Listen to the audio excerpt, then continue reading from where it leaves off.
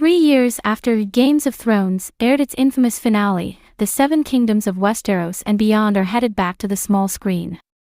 After scrapping a planned prequel show about the golden age of heroes and the origins of the White Walkers, HBO elected to move forward with House of the Dragon. Set roughly 200 years before the network's original fantasy juggernaut, the show details the beginning of the end for House Targaryen and its hold on the Iron Throne. Hey guys, welcome to my channel. Please don't forget to like and subscribe and also click on the notification bell to remain updated. The 11th Doctor himself, Matt Smith, brings Prince DAymOn Targaryen and his dubious hairline to life on the series opposite a cast that includes Olivia Cooke, Emma Darcy, Paddy Considine, and many more. Martin is never going to finish his books, or is he? And HBO has as many as a half dozen or more additional Game of Thrones spin-offs in the works. Let's run through them all, shall we? First we have the Jon Snow Show. The Marvel Cinematic Universe isn't the only place where Kit Harington may be picking up a sword in the foreseeable future. HBO is also developing a Game of Thrones sequel series that would see the actor reprise his role as Jon Snow.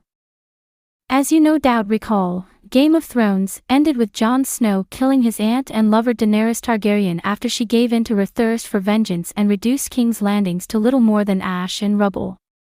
In the aftermath, Jon's cousin Bran the Broken ascended to the Iron Throne as king while the North broke away from the Seven Kingdoms, electing Sansa Stark as its queen. As for Jon, he was exiled to live out his days in exile and set off with the wildlings to places unknown north of the Wall in the finale's closing moments.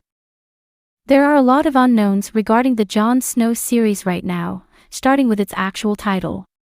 Also unclear whether this would be more or less a straight-up sequel show that focuses on Jon's surviving relatives, including Arya Stark, last seen sailing away to explore the world west of Westeros, as much as Jon, aka Aegon Targaryen, himself, or exclusively the Jon Snow Show. What I'm saying is that, really, we almost know nothing about this spin-off at this stage. Second, Tales of Duncan Egg. HBO is currently developing a Tales of Duncan Egg series based on George R.R. Martin's novellas about the eponymous duo, which include 1998's The Hedge Knight, 2003's The Sworn Sword, and 2010's The Mystery Knight. Set 90 years before the events of A Game of Thrones, the Tales of Duncan Egg TV show would follow the adventures of the nearly 7-foot-tall rookie hedge knight Duncan, or Dunk, and his spunky, bald young companion, nicknamed Egg. The twist? The latter, as it turns out, is really Aegon V Targaryen, the Targaryen prince who grows up to become a king of Westeros. The Dunk and Egg stories themselves are all about Aegon V getting a helpful lesson in humility under Duncan's supervision, and how that allows him to succeed where his power-hungry brothers could not. Indeed, with a premise, the TV version has the potential to be a refreshing departure from the in-court political intrigue of House of the Dragon, should it come to pass. Third on our list is 10,000 Ships.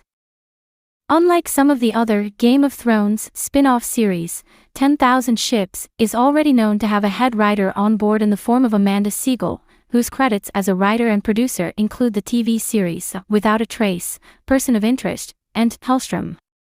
The show itself would wind the clock back 1,000 years prior to the franchise's flagship series to focus on Princess Nymeria's journey to Dorne.